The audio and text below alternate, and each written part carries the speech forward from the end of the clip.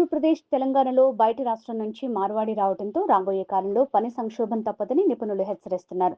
ఇప్పటికే పలు కీలక రంగాల్లో ఇతర రాష్ట్రాల ప్రజలు పాతుకుపోయారని, ఇది ఇలాగే కొనసాగితే తెలుగు రాష్ట్రాల్లో ఆర్థిక సంక్షోభం ఏర్పడే అవకాశం ఉందని నిపుణుల అభిప్రాయం.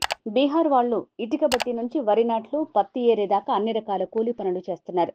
ఒరిస్సా వాళ్లు అన్ని రకాల కార్మికులుగా, వంటకాల తయారీదారులుగా చేస్తున్నారు. రాజస్థాన్ వాళ్లు టీ స్టాల్ మరియు హోటల్, శానిటరీ షాపుల నిర్వహణ చేస్తున్నారు.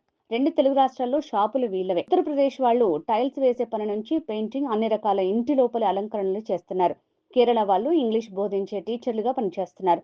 కర్ణాటక వాళ్లు భవన నిర్మాణ కూలీలుగా పనిచేస్తున్నారు. ఇలా ఇతర రాష్ట్రాల నుంచి ఇక్కడికి వచ్చి ఎంతో మంది ఉపాధి పొందుతున్నారు. రెండు తెలుగు రాష్ట్రాల వాళ్లు మాత్రం మందు, మాంసం ఎవడు పంచుతాడు, ఎవడు ఎక్కువ డబ్బులు ఇస్తాడు అంటూ పూటకో జెండా చేతిలో పట్టుకుని తెలిసిన పనిని, చేతిలో ఉన్న వృత్తిని వదిలేసి సమయాన్ని వృధా చేస్తూ ఉచితాలకు, వ్యసనాలకు బానిసలై జీవితాలను నాశనం చేసుకుంటున్నారు. ఇదిలాగే కొనసాగితే రాబోయే కాలంలో ఆంధ్రప్రదేశ్ మరియు తెలంగాణ సంపదను ఇతర రాష్ట్రాలు తీసుకుని పోతే మనవాళ్లు దివాలా స్థితికి వస్తారు.